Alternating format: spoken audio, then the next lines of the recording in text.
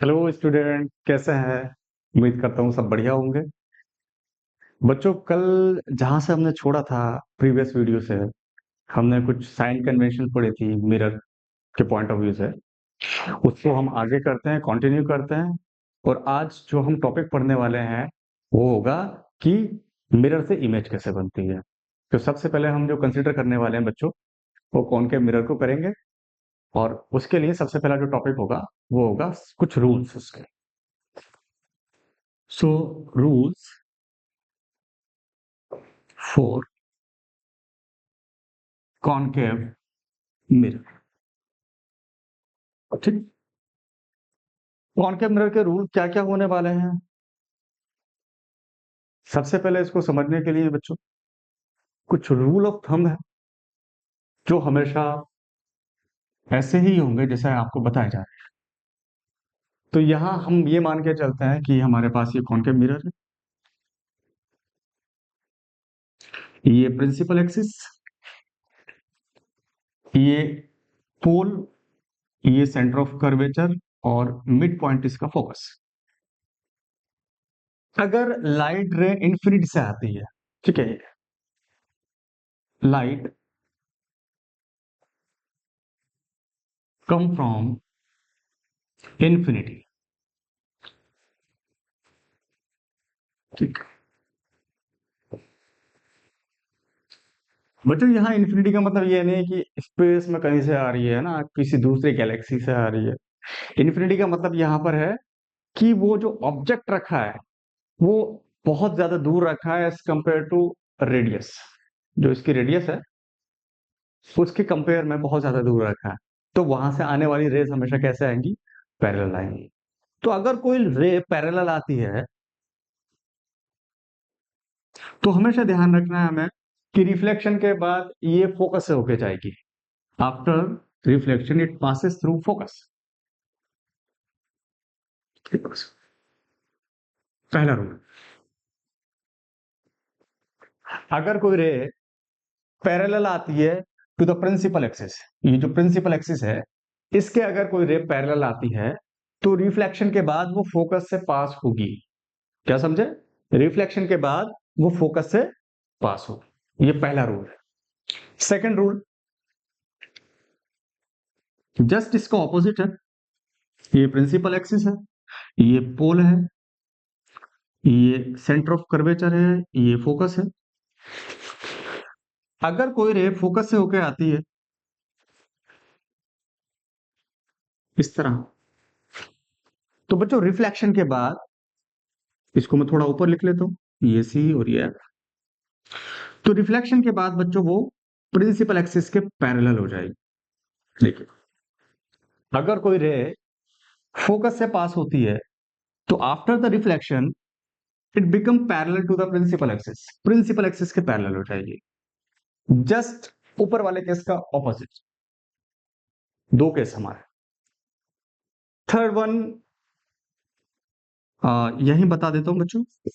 तीसरा केस है कि अगर कोई रे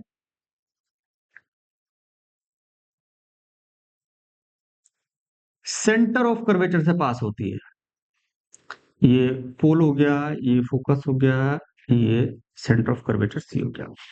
तो अगर कोई रे सेंटर ऑफ कर्वेचर से पास होती है तो बच्चों वो इसी पॉइंट से होकर वापस जाएगी। यानी रिफ्लेक्शन भी उसी का पॉइंट सी से होगा, यानी सेंटर ऑफ कर्वेचर से। उसके पास में कोई चेंज नहीं आता है। देखिए, लाइट रे आ रही है, सेंटर ऑफ कर्वेचर से पास हो रही है, यहां से टकराकर रिफ्लेक्ट होती है और वापस कहां से निकल जाती है? सी से। तो हमने देखे ये तीन केस। इसका फोर्थ वन और एक केस बनता है, चौथा केस बच्चों बहुत सिंपल है। इस बार जो रे है वो किसी एंगल पर आती है,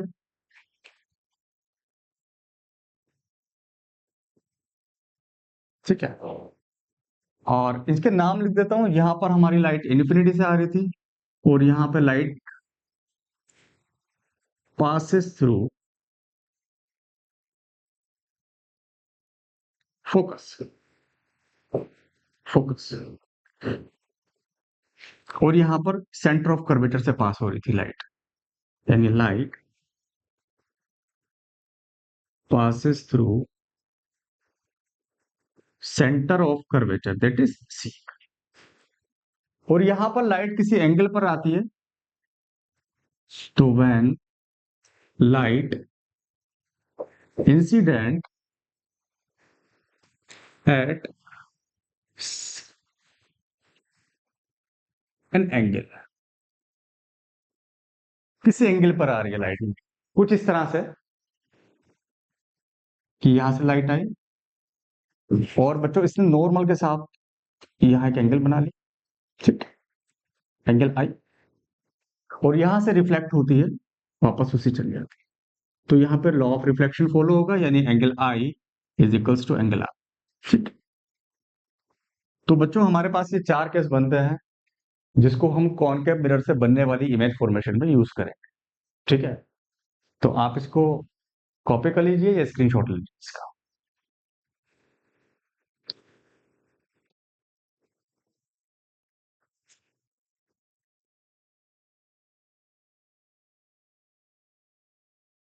ठीक है, मैं इसको रफ कर देता हूं बच्चों। तो ये केस आप अपने ब्रेन में बिल्कुल स्टिक कर लेना, जो बताया है। मैं फिर से एक बार रिवाइंड करा देता हूं कि यहां पर लाइट रे आ रही थी parallel to the principal axis, reflection के बाद वो फोकस से होकर जाएगी। सेकंड केस में लाइट फोकस से होकर जा रही है, तो रिफ्लेक्शन के बाद ये पैरेलल हो जाएगी।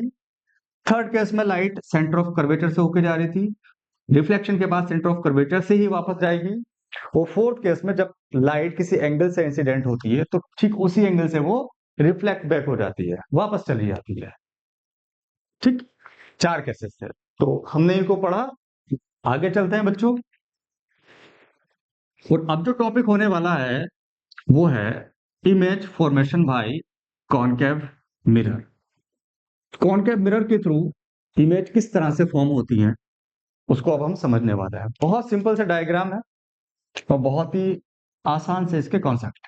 तो सबसे पहले हम केस ले लेते हैं। अब ये इमेज का जो बनती है ना बच्चों, इमेज का फॉर्मेशन जब होता है तो इमेज कहाँ बनेगी, उसकी लोकेशन क्या होगी, उसकी हाइट क्या होगी, यानी मैग्निफिकेशन कितना होगा, वो रियल होगी या वर्चुअल होगी, ये सारी बातें डिपेंड करती हैं कि एक्चुअल में ऑब्जेक्ट रखा कहां पर है, इन फ्रंट ऑफ मिरर।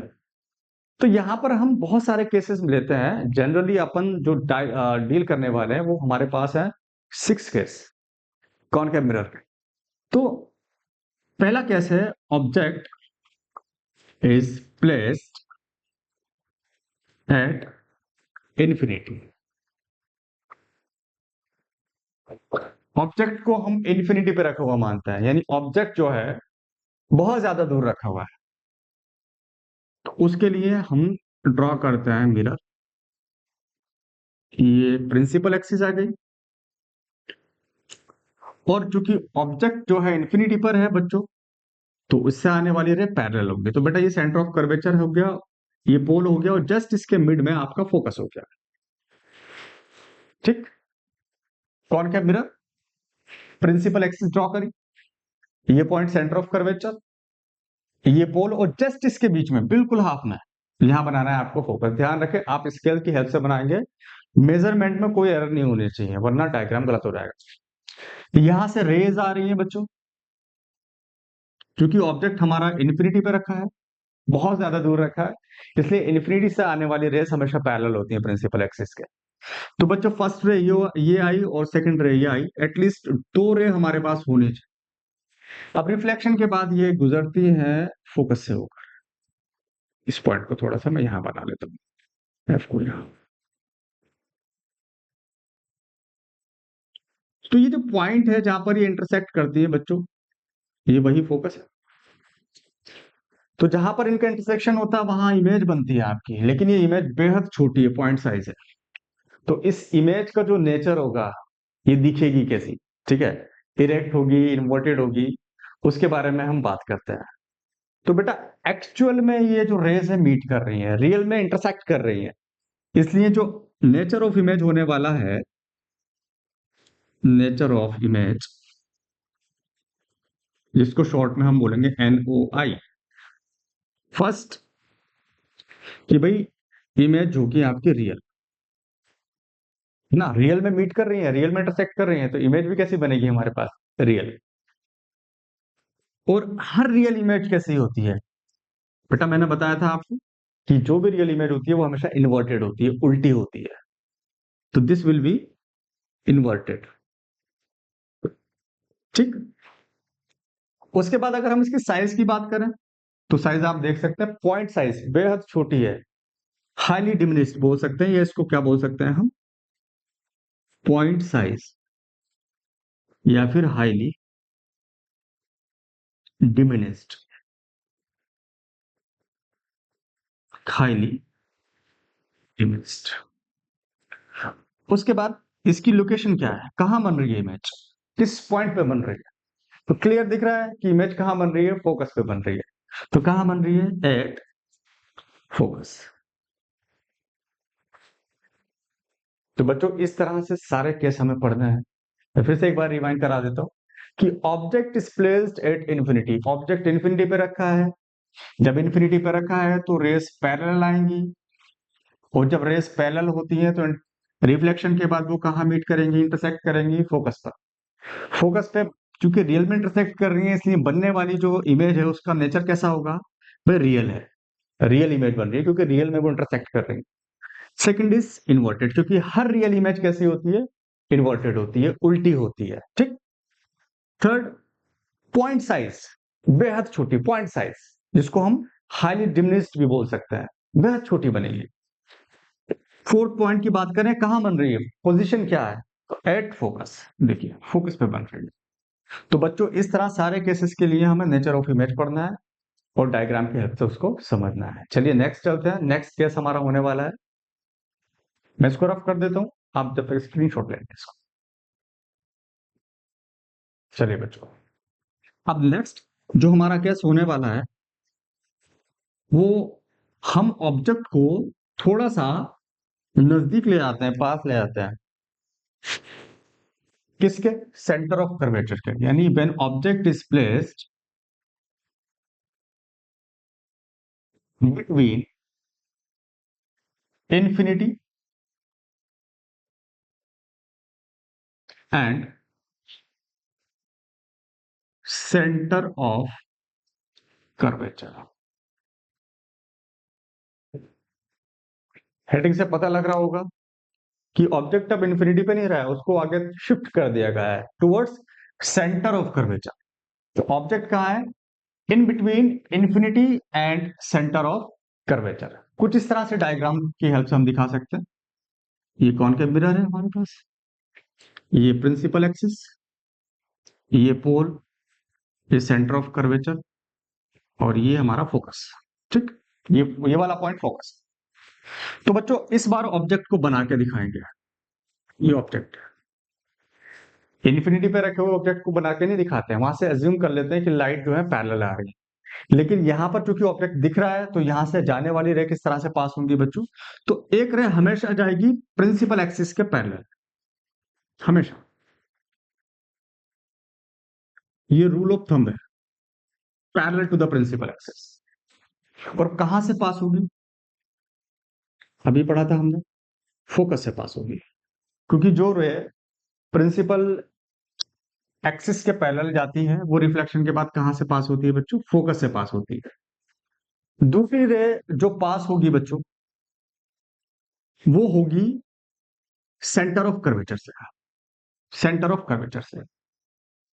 तो ये रे हमारी पास होती है सेंटर ऑफ कर्वेचर से। तो चूंकि सेंटर ऑफ कर्वेचर से पास हुई है, इसलिए रिफ्लेक्ट भी कहां से होगी, सेंटर ऑफ कर्वेचर से ही वो पास होगी। पॉइंट नंबर थर्ड, जो रूल अभी मैंने आपको बताया था। तो देखिए ये जो इंटरसेक्ट कर रही है, वो बिटवीन कर रही है सी एंड एफ के, सी एंड एफ, इन दोनों पॉइंट्स के बीच में इंटरसेक्ट कर रही है। और यहीं पर आपकी क्या बन जाएगी बच्चों, इमेज बन जाएगी। This is image, intersection point, जहां पर दोनों रेज रिफ्लेक्शन के बाद, point to be noted, reflection के बाद जहां दोनों रे इंटरसेक्ट करती है, वहां इमेज बनती है। और ये जो इमेज बन रही है वो भी रियल इमेज बन रही है, क्योंकि रेस रियल में इंटरसेक्ट कर रहे हैं। तो इसका नेचर ऑफ इमेज क्या होगा बच्चों, नेचर ऑफ इमेज, भाई पहली चीज तो ये रियल है, और हर रियल इमेज कैसी होती है बच्चों? इन्वर्टेड होती है। ठीक है, इन्वर्टेड। थर्ड थिंग, अगर हम बात करें साइज की, तो इमेज तो छोटी सी है। देखिए ऑब्जेक्ट कितना बड़ा है, इमेज कितनी छोटी है। तो स्मॉलर देन ऑब्जेक्ट साइज की बात करें, तो साइज कैसा आ जाएगा बच्चों इसका? Smaller than object. ऑब्जेक्ट से छोटी कहां बन रही है, लोकेशन क्या है? तो location in between centre of curvature and focus, यानी between centre of curvature C and focus, यानी कि तो बच्चों यहां पर हमारा ये जो सेकंड केस था, माफ कीजिएगा ये फनी सेकंड केस था, ये सेकंड जो केस था हमारा ये कंप्लीट होता है कब? जब ऑब्जेक्ट कहां रखा हो, in between infinity and centre of curvature के बीच में रखा हो, उसको शिफ्ट कर दिया इन्फिनिटी से आगे, तब हमारे पास जो इमेज बनती है वो रियल होती है, इन्वर्टेड होती है, स्मॉलर देन ऑब्जेक्ट होती है, और कहां बनती है? Between C and F, between centre of curvature and focus के बीच में बनती है। आप इसको स्क्रीनशॉट लीजिए, हम चलते हैं आगे।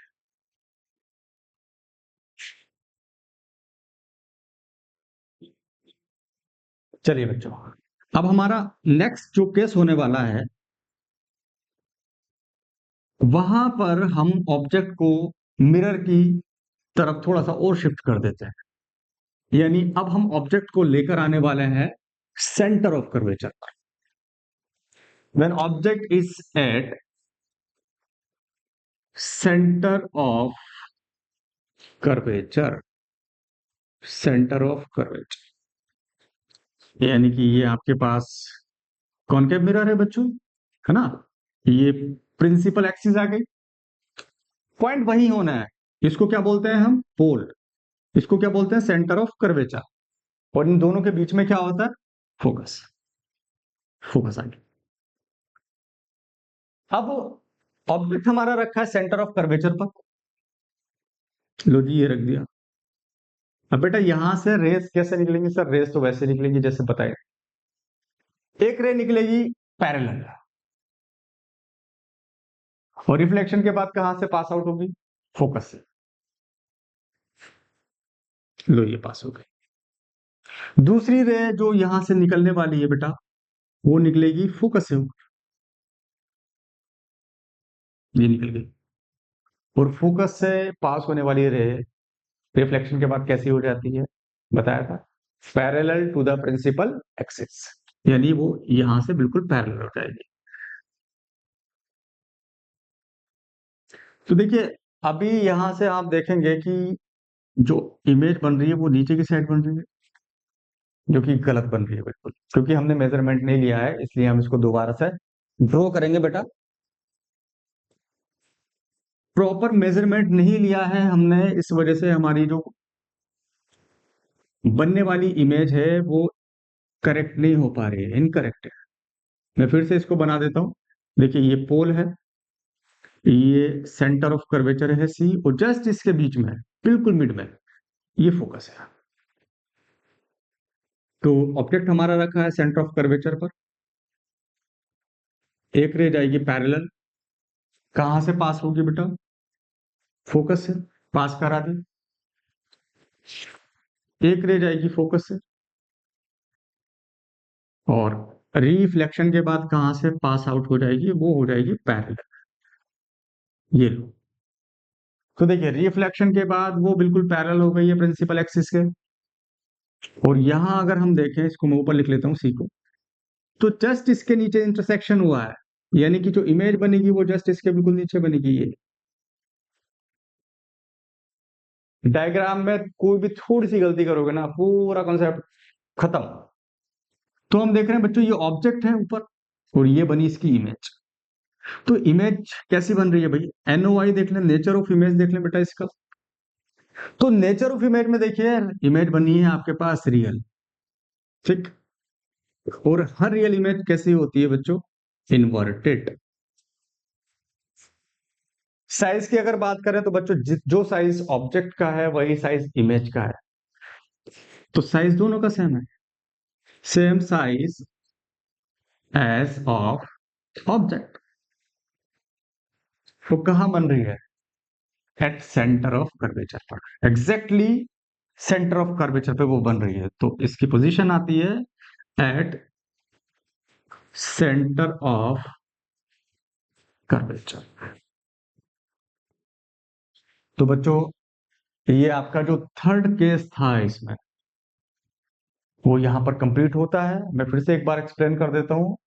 ऑब्जेक्ट हमारा रखा गया है सेंटर ऑफ कर्वेचर पर। ये आपका ऑब्जेक्ट है। यहां से एक रे जाती है बेटा प्रिंसिपल एक्सिस के पैरेलल, जो रिफ्लेक्शन के बाद कहां से पास आउट होगी? फोकस से। ठीक। दूसरी रे जाती है फोकस से, और रिफ्लेक्शन के बाद वो क्या हो जाएगी? पैरेलल। ये जहां पर मीट कर रहे हैं, जहां इंटरसेक्ट कर रहे हैं, वो point exactly centre of curvature के नीचे है। यहां पर दोनों रे इंटरसेक्ट करेंगी, मिलेंगी, और यहीं पर क्या बनेगी? आपकी इमेज। और ये जो इमेज बनेगी वो कैसी होगी? रियल, क्योंकि इंटरसेक्शन कैसा है? रियल। रियल इमेज कैसी होती है सर? इन्वर्टेड होती है। ठीक है। साइज की बात करें तो बेटा same size as of object. Object लेट से अगर आपके पास 5 सेंटीमीटर है, तो इमेज भी कितनी बनेगी? 5 सेंटीमीटर। एग्जाम में पूछ लिया जाता है कि explain that case in which height of image is same as height of object. वो केस बताना है जिसमें इमेज की हाइट ऑब्जेक्ट की हाइट के बराबर होती है। तो केस बनता है केस नंबर 3, जब हमारे पास ऑब्जेक्ट कहाँ रखा हो? Eight centre of curvature. और इमेज भी कहां बन रही है? इमेज भी बन रही है आपके सेंटर ऑफ कर्वेचर पर। तो बेटा थर्ड हमने केस पढ़ लिया, थर्ड केस था। अब हम नेक्स्ट केस की तरफ बढ़ते हैं, तब तक आप इसका स्क्रीनशॉट ले लीजिए।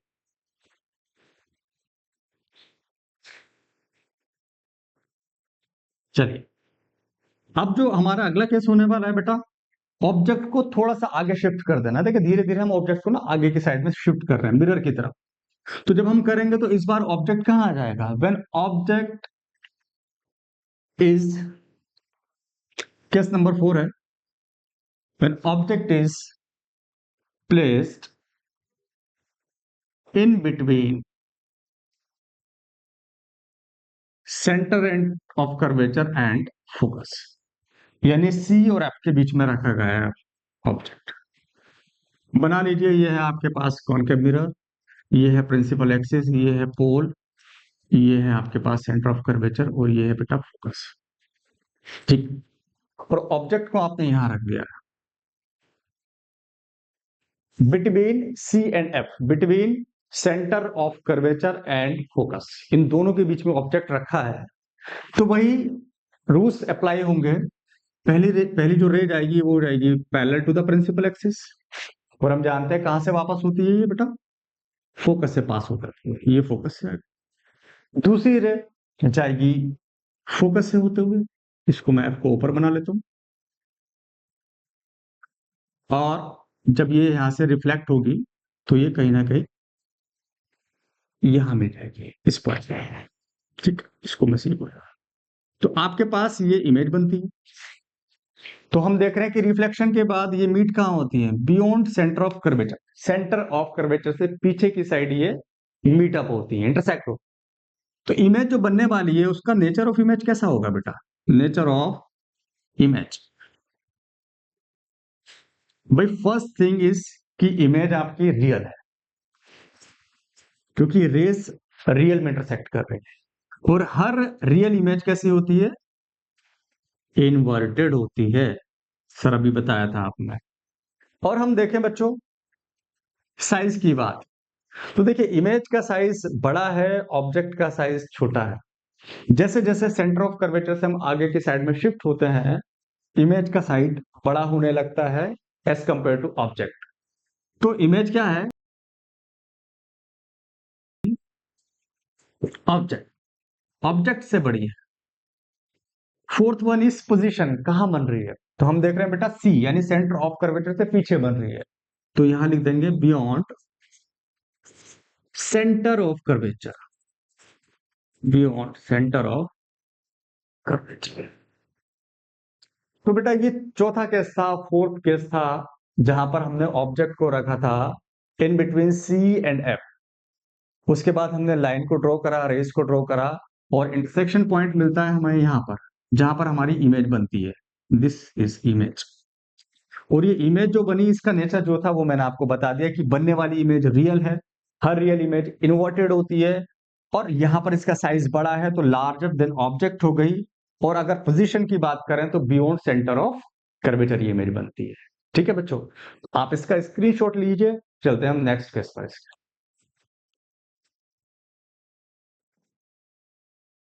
चलिए बच्चों आगे चलते हैं, और अब हमने अपने ऑब्जेक्ट को थोड़ा सा और आगे शिफ्ट कर दिया है, यानी पहले वो सी एंड एफ के बीच में था, अब उसको हम फोकस पर ले आए हैं। ठीक है, तो हेडिंग होने वाली है object is placed at focus.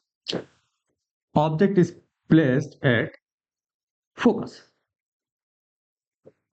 ये वो पॉइंट है या वो केस है जिसका हम सबसे ज्यादा यूज करते हैं। तो बच्चों करना कुछ नहीं है, कॉनकेव मिरर ड्रॉ करो आप, और यहां पर ये प्रिंसिपल एक्सिस आ गई, ये पोल है, ये सेंटर ऑफ कर्वेचर है, और बीच में एग्जैक्टली ये फोकस है, और फोकस में रखना है इस बार हमारे को ऑब्जेक्ट। ये हमने ऑब्जेक्ट रख दिया, ठीक है, एट फोकस। तो फोकस पर ऑब्जेक्ट रखा है बच्चों। रे किस तरह से अरेंज कर रही है इसका ध्यान रखिएगा आप लोग। देखिए एक रे जाएगी parallel, parallel to the principal axis. कहां से होकर जाएगी भैया, वापस से रिफ्लेक्ट कहां से होकर जाएगी, फोकस से। बताया था कि जब पैरेलल रे जाती है तो रिफ्लेक्शन के बाद वो कहां से गुजरती है, फोकस। और बेटा दूसरी रे जाएगी इसकी सेंटर ऑफ कर्वेचर से, तो वो कुछ इस तरह से जाएगी कि वो डायरेक्टेड जो होगी ना, वो डायरेक्टेड जो होगी सी से निकलेगी और सी से ही होके जाएगी, यानी कुछ इस तरह से। अब मैं इसको पीछे की तरफ ड्रॉ करूंगा, तो आप देखिए यहां से एक रे जो पैरेलल गई थी वो फोकस से होकर आ रही है, और एक रे जो डायरेक्टेड थी सेंटर ऑफ कर्वेचर की तरफ, वहीं से वो पास आउट हो जाएगी, क्योंकि सी से जाने वाली आने वाली रेज अपना पाथ चेंज नहीं करती हैं। तो क्या ये दो रेज जो अभी पैरेलल दिखाई दे रही, क्या कभी मीटअप होंगी, क्या कभी मिलेंगी, मिलेंगी इन्फिनिटी पर। वही कॉन्सेप्ट है इन्फिनिटी का। तो यहां से जाने वाली रे पैरेलल है, और उनको कहां मिलना है, इन्फिनिटी पर मिलना है, बट कहां पर, इन्फिनिटी पर। तो यहां पर जो बनेगी इमेज बेटा वो होगी रियल। ये मैथ वाला इन्फिनिटी नहीं है जिसको हम कहते हैं अनडिफाइंड, ये इन्फिनिटी है कि वो डिस्टेंस जो कंपैरेटिवली बहुत लार्ज है as compare to radius of curvature, बहुत ज्यादा है, उसको हम इन्फिनिटी कंसीडर कर रहे हैं। आप तो बनने वाली इमेज चूंकि रियल में इंटरसेक्ट करेंगे इन्फिनिटी पर, तो इमेज कैसी होने वाली है बेटा आपकी, रियल, है ना। और हर रियल इमेज कैसी होती है, inverted, real and inverted. Size की बात करें तो मैंने आपको बताया था जैसे हम शीशा आगे के साइड में शिफ्ट होते हैं तो साइज ऑटोमेटिकली इमेज का क्या होता जाता है, बड़ा होता जाता है। तो ये क्या बजाएगा, लार्जर देन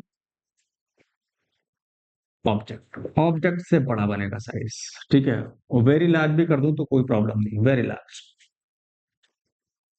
और कहां बनेगी इमेज, तो image will be formed at infinity.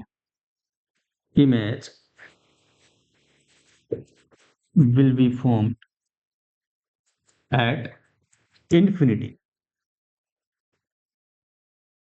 तो बेटा इमेज इन्फिनिटी पे बनने वाली है।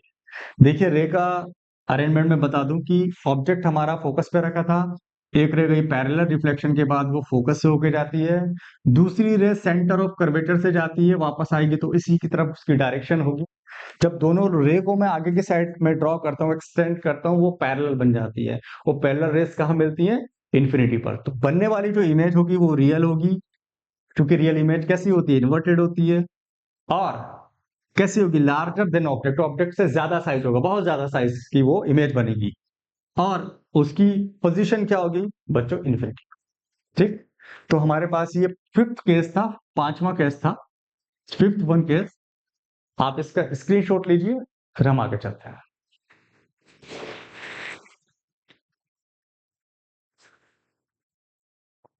चलिए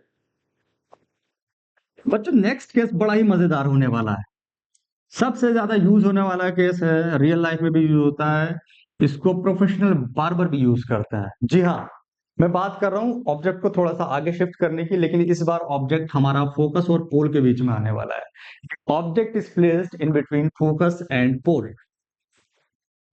तो हेडिंग चेंज करते हैं, object is placed in between focus and pole. तो बच्चों, ये हमने मिरर बना लिया, ये हमने प्रिंसिपल एक्सिस ले ली, ये पोल, ये सेंटर ऑफ कर्वेचर, और बिल्कुल मिड पॉइंट इसका फोकस है। बच्चों, ये एकमात्र केस है, वन एंड ओनली केस, जहां पर इमेज रियल नहीं बन रही, या इमेज वर्चुअल बन रही है और सीधी बन रही है, इरेक्ट। यही केस है जो डेंटिस्ट यूज करते हैं दांत में ना, मिरर लगा देते हैं, कॉनकेव मिरर, जिसकी हेल्प से जो साइज है उसका एनलार्ज दिखाई देता है, जो दांत होते हैं, कीड़ा वगैरह लगा होता है। प्रोफेशनल बार बार इसको यूज करते हैं। तो वेरी वेरी इंपॉर्टेंट केस, इसको आप समझिएगा ध्यान से। तो यहां पर हमने ऑब्जेक्ट को फोकस और पोल के बीच में रखा, ये आपका ऑब्जेक्ट आ गया। यहां से एक रे जो निकलेगी बच्चों, वो निकलेगी parallel to the principal axis. देखिए, एक रे तो हमेशा parallel to the principal axis रहने ही रहनी, ये दिमाग में आप सेट कर लीजिए। तो ये कहां से होके जाएगी बेटा? ये होके जाएगी आपकी फोकस से। ठीक, इसको मैं पॉइंट एफ को इधर शिफ्ट कर लेता हूं, यहां से रे फोकस से निकल गई, ये रे पास हो गई फोकस से। देखिए, प्रिंसिपल एक्सिस के पैरेलल रे जा रही थी, वो यहां से रिफ्लेक्ट हुई, रिफ्लेक्ट बैक होके वो कहां से निकलेगी? फोकस से निकलेगी। और जो दूसरी रे जा रही है, वो जा रही है सेंटर से, ऑप्टिक सेंटर ऑफ कर्वेचर से। तो बेटा, इसको मैं आगे बढ़ा देता हूं। अब देखिए, इस रे को मैंने आगे बढ़ाया, तो ये रिफ्लेक्ट होके वापस आ जाती है इसी पाथ पर, क्योंकि इसमें जो है पीछे के साइड में अगर एक्सटेंड आप करोगे तो ये रे कुछ इस तरह से हो जाएगी। और हम देख रहे हैं कि ये दो रे जितना आप इसको एक्सटेंड करेंगे, इनके बीच की डिस्टेंस बढ़ती जा रही है, बढ़ती जा रही है। तो क्या कभी ये मीट कर पाएंगे आगे जाके? नहीं। जिन रेज की डिस्टेंस बढ़ती है बेटा, वो कहीं मीट नहीं करेंगे, इन्फिनिटी पे भी मीट नहीं करेंगे। इसलिए हम इसको वर्चुअली एक्सटेंड करते हैं बिहाइंड द मिरर, पीछे की साइड में एक्सटेंड करते हैं। तो हम देखते हैं पीछे के साइड में एक पॉइंट आता है जहां पर ये वर्चुअली मीट अप होने जैसी लगती हैं, बट होती नहीं है, लगती है। और यहीं पर आपकी क्या बन जाती है? इमेज बन जाती है। क्योंकि रेज वर्चुअली मीट कर ली है, इसलिए आपका ऑब्जेक्ट जो बनाता है वो कैसी इमेज बनाएगा? वर्चुअल इमेज बनाएगा। इसलिए इसका जो नेचर ऑफ इमेज होने वाला है बेटा, वो होने वाला है nature of image virtual. Image is virtual, क्योंकि वर्चुअली मीट कर रही है। और वर्चुअली इमेज जो होती है वो होती है बेटा इरेक्ट, सीधी, सीधी होती है। देखिए, ऑब्जेक्ट का हेड ऊपर है, इमेज का हेड भी ऊपर है। थर्ड थिंग, साइज की बात करें, लार्ज, लार्जर देन ऑब्जेक्ट। अगर बच्चों लोकेशन की बात करें, तो बिहाइंड द मिरर बन रही है, मिरर के पीछे, बिहाइंड द मिरर। तो one and only case concave mirror के लिए जहां पर इमेज वर्चुअली बनती है, कब? जब ऑब्जेक्ट रखा हो बेटा between focus and pole. Focus and pole, ध्यान रखिएगा, बहुत सारे क्वेश्चन बनते हैं, बार बार इस मेथड को यूज करते हैं, डेंटिस्ट इस मेथड को यूज करते हैं। कॉनकेव मिरर में एकमात्र केस है। देखिए, हमने सारे केस कवर करे हैं, सारी चीज को रिवाइंड मैंने आपको कराया, इसलिए थोड़ा सा लेक्चर बड़ा हो सकता है, बट अगर क्वांटिटी और क्वालिटी दोनों ही मेंशन करानी है अपने दिमाग में, तो बेटा कभी कभी ना एक्सटेंड लेक्चर भी लगने पड़ता है। तो मैं आपसे उम्मीद करता हूं कि आपको ये सारी चीजें समझ में आई होंगी। अगर कोई चीज को डाउट रह रहा है तो आप नीचे कमेंट बॉक्स में कमेंट कर सकते हैं। Thank you.